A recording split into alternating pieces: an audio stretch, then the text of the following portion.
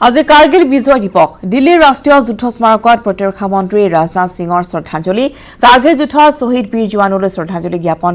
কৰিছে সমগ্ৰ দেশবাসীয়ে ভাৰতীয় সেনাৰ বীৰত্ব ত্যাগ আৰু সাহসক শ্ৰদ্ধাৰে স্মৰণ কৰিছে প্ৰতিজন ভাৰতীয় নাগৰিকে কাৰ্গিল যুদ্ধত শ্বহীদ হৈছিল 527 জনকৈ ভাৰতীয় সেনা আৰু জোৱান ইয়াৰ ভিতৰত আছিল অসমৰ গোলাঘাট জিলাৰ জিন্তু গগৈ 1999 চনত অৰ্থাৎ 21 বছৰৰ পূৰ্বে পাকিস্তানৰ বিৰুদ্ধে কাৰ্গিল যুদ্ধত জয়লাভ কৰিছিল ভাৰতে মেৰ পৰা জুলাই মাহলৈ 50 দিন ধৰি চলিছিল এই কাৰ্গিল যুদ্ধ 1999 চনৰ 26 জুলাইত পাক সেনাৰ দখলত থকা কাৰ্গিলৰ সকলো পোষ্ট ভাৰতীয় সেনা নিজৰ দখললৈ আনিবলৈ সক্ষম হৈছিল এই অভিযানক অপাৰেচন বিজয় নামেৰে অভিহিত কৰি জপিয়াই পৰিছিল ভাৰতীয় সেনা কৰোনা মহাসংকটৰ মাজতো কাৰ্গিল যুদ্ধৰ সেই বিজয় গাথাই গৌৰৱান্বিত কৰিছে সমগ্ৰ দেশবাসীকে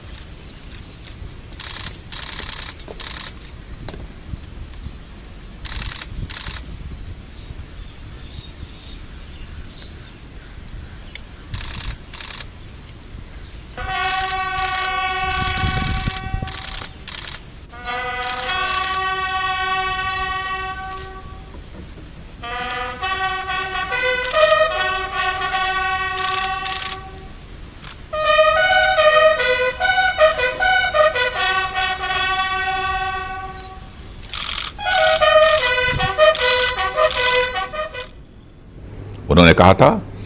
हमने यह साबित कर दिया कि हम किसी बाहरी दबाव के सामने नहीं झुकेंगे हमने यह भी साबित कर दिया कि हम एक जिम्मेदार राष्ट्र हैं राष्ट्रीय सुरक्षा के दायरे में हम जो कुछ भी करते हैं वह हमेशा आत्मरक्षा के लिए करते हैं आक्रमण के लिए नहीं और अगर दुश्मन देश में कभी हमारे ऊपर आक्रमण किया तो हमने यह भी साबित कर दिया कि कारगिल की तरह हम उसे मुंहतोड़ जवाब भी देंगे साथियों यह सेंटिमेंट जैसा 21 साल पहले था वैसा ही आज भी है हम शांत चाहने वाले देश हैं पर किसी संकट के समय अपनी राष्ट्रीय एकता और संप्रभुता के लिए बड़े से बड़ा कदम उठाने के लिए भी हम हमेशा तैयार हैं अभी हाल ही में मुझे लेह लद्दाख जाने और वहां से इन वीर सपूतों को श्रद्धांजलि देने का अवसर प्राप्त हुआ था इसके पूर्व हमारे आदरणीय प्रधानमंत्री श्री नरेंद्र मोदी जी का भी वहां जाना हुआ था और उन्होंने वहां अपने सैनिकों के साथ एक जीवंत संबंध स्थापित किया मैंने अनुभव किया कि कितनी कठिन और विपरीत परिस्थितियों में भी हमारी जांबाज बहादुरों ने अपना संयम और धैर्य बनाए रखकर दुश्मनों को मुंहतोड़ जवाब दिया था वे अपने दिल और दिमाग दोनों से इस देश को समर्पित थे और मुझे कहते हुए खुशी हो रही है कि 20 वर्ष पहले के मुकाबले मैंने वहां बहुत बड़ा बदलाव देखा वह चाहे इक्विपमेंट प्रोफाइल हो हाल ही में डिप्लॉयड गन्स हो या फिर एरियल एसेट्स हों जो न केवल ट्रूप्स की बल्कि टैंक्स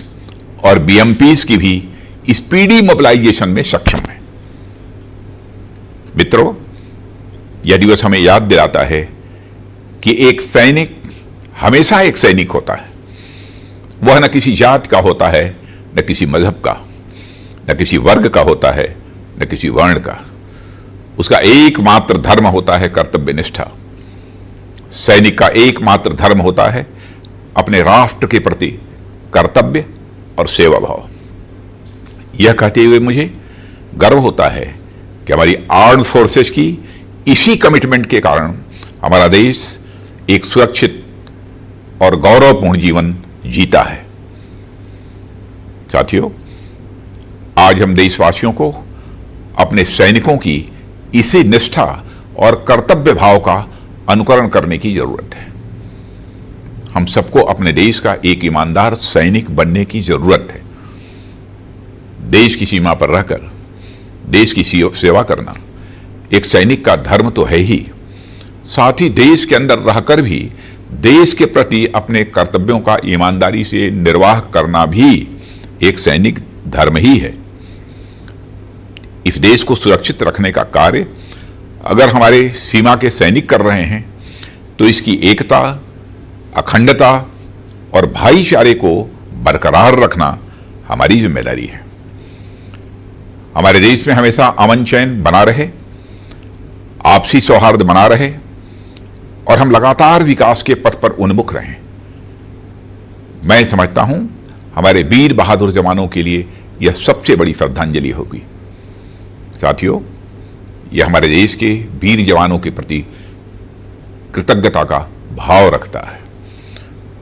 मातृभूमि की सेवा में इन वीर सपूतों का बलिदान यद्यपि बेजोड़ है और इसकी कोई कीमत नहीं चुकाई जा सकती है, लेकिन हम विश्वास दिलाते हैं कि यह सरकार सदैव इन वीर जवानों के परिजनों के साथ